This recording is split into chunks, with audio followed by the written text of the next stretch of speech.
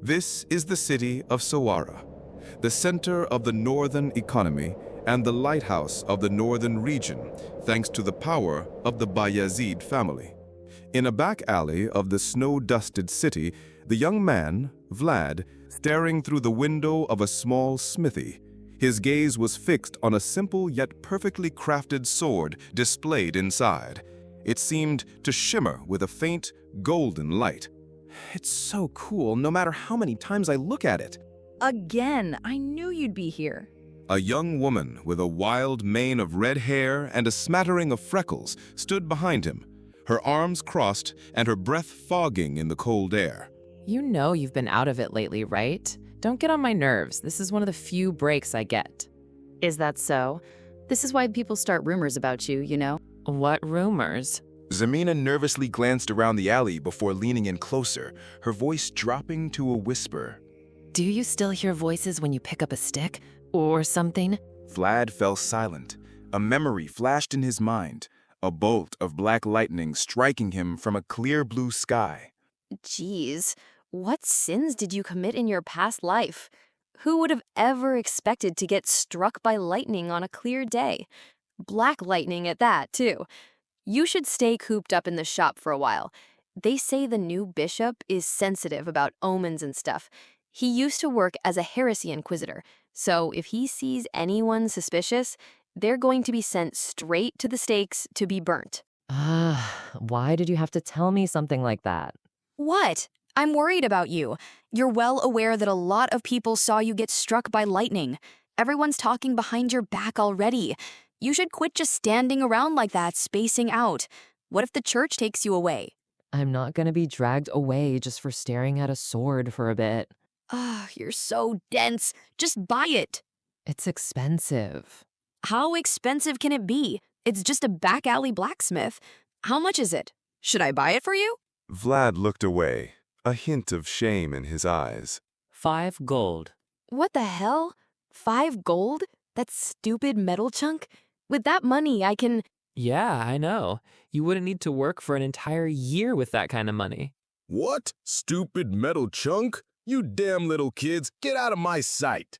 An old, powerfully built blacksmith with a white ponytail stormed out of his shop, brandishing a hammer. This isn't something for some back alley kids like you. Then who else would buy this? It's being sold in the slums. Who else but someone from the slums would see and buy that? Are you out of your mind, old man? What? Old man? You little... Don't you know any manners? Why are you causing all this ruckus by making a sword only knights would use? Has your time come or something? Yeah, it's because my time on this earth is almost over, you bitch. Why don't you just go back to your shop and wash the damn dishes, you immature little kid? What? What did you just say to me? I'm a grown lady. Vlad sighed and grabbed Zamina's arm, pulling her away from the fuming blacksmith. Don't get worked up about this, Samina. Old man, we're leaving.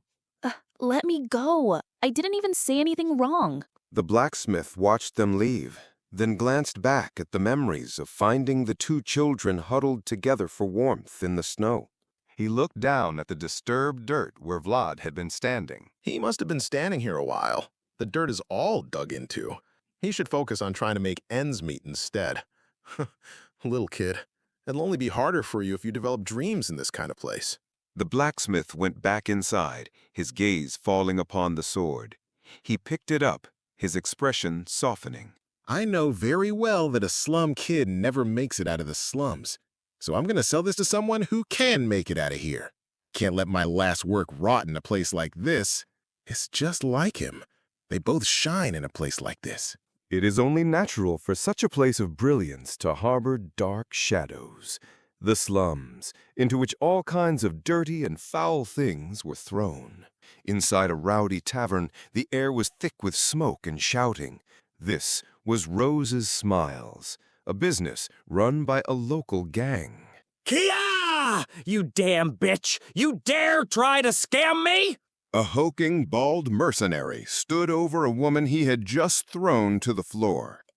How did I try to scam you? I've worked as a mercenary for 20 years. How dare you try to sell me some fake medicine? At the entrance, Vlad set down a wooden case filled with neatly arranged white candles. It's never quiet around here. Yeah, you candle maker. Great timing. Go bring Madam over. In order to meet our madam, you need to pay in gold coins, not silver ones. You want gold when you run the business like this? Bring your mom if Madam's not here. The candle that measures time. That was a fraud, right? Why did it burn all the way down before I even did anything? How are you gonna have any fun with just a 5-minute session anyway? Go rub your wife's ass if you don't have money. What did you just say? You sure are loud. Then should we check? You see that clock over there? Let's see if this candle lasts 5 minutes or not. If it doesn't last 5 minutes, you can do whatever you want to that woman. Why should I listen to a bunch of scammers? Vlad's glowing blue eyes narrowed, a cold pressure filling the room. I said, let's do it, but if it is 5 minutes, I'm gonna beat the fuck out of you. The mercenary froze, beads of sweat rolling down his face as he stared into Vlad's predatory gaze. What's with this kid's eyes? Vlad calmly placed a single white candle on the floor and lit the wick. Now, who's the scammer here? The entire tavern watched in silence. The mercenary stared at the burning candle, his face paling as the minutes ticked by. Vlad stood calmly on the upper balcony, watching.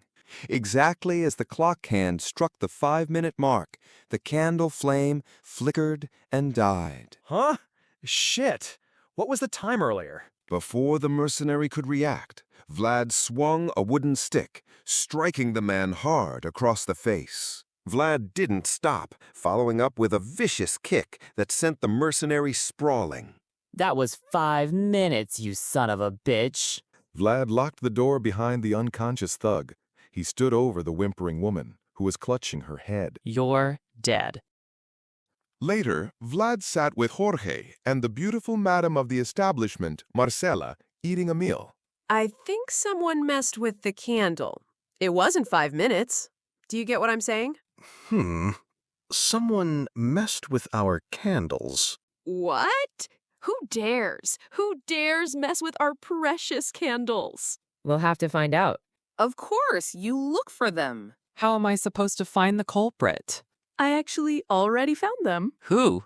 Marcela leaned forward, a playful, secretive smile on her face, surrounded by an illusion of pink roses. It was me. I played a little prank. I wanted to scam those drunkards and get more money. Vlad simply stared at her, then back at his food, completely unfazed. Ha, so I beat that dude up for no reason? Oh well, what can I do as a mere employee anyway? Yo, I'm real proud of you. I heard what you did yesterday. You did great. A smarmy man named Burley, flanked by his cronies, blocked Vlad's path. Something had to happen while I was gone, huh? You got some tips selling candles yesterday, right? We need some money right now. But we're all so broke. What the fuck are you trying to do, Burley? Aw, don't be so scary.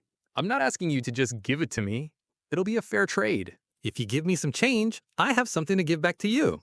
From the shadows, Burley dragged a small, dark-skinned boy with a bruised eye into the light. A pickpocket. Awkward, stupid, and unskilled. And you recognize him, right? I'll give him back for 40 silver. That's a really good deal. What about his fingers and ankles? I wouldn't have called you over if I had cut them off. I just taught him a light lesson. He's real fresh. Vlad let out a long, weary sigh and tossed a heavy pouch of coins onto the floor. I knew I could depend on you. Just kill him next time, instead of looking for me. Don't be like that. We're gang members, not murderers. You're scamming your own family, coworker? Burley's cronies chuckled amongst themselves. One leaned in. See? I told you Vlad would take the deal. He know he has control over the vagrant kids. I'm sorry, Vlad. I tried to play it safe. Any bones broken? No. Then fuck off right now, before I break some. Okay, thanks, Vlad.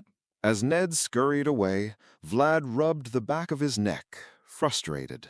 There goes my goal of 5 gold. In an office overlooking the bustling port of Soara, Vlad spoke with a well-dressed young man named Harvin. But that kid was lucky. He didn't lose any fingers. You already know about that? It's been a while since the rumors went around, but nobody seemed to really believe it.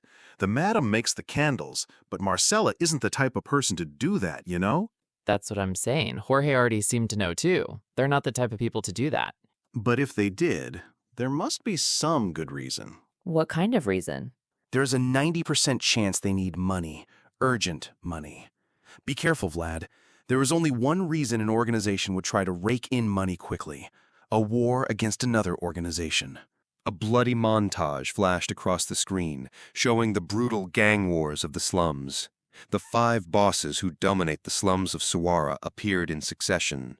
The whore's knight, Jorge. The swine butcherer, Black Bear. The gambler, Dice. The whale hunter, Captain Hoover. And finally, the money bug, One-Armed Jack. All the darkness of life approaches you, hidden in the shadows, soundlessly, just like now. Back in the tavern, the boisterous crowd parted, revealing a burly man with a menacing metal hook for a hand. Hey, kid, where's your boss? Intensely, Vlad looked up, his blue eyes meeting the crime lord's cold gaze. The air grew heavy with unspoken threats. Accidents happen without warning, and destruction happens without notice.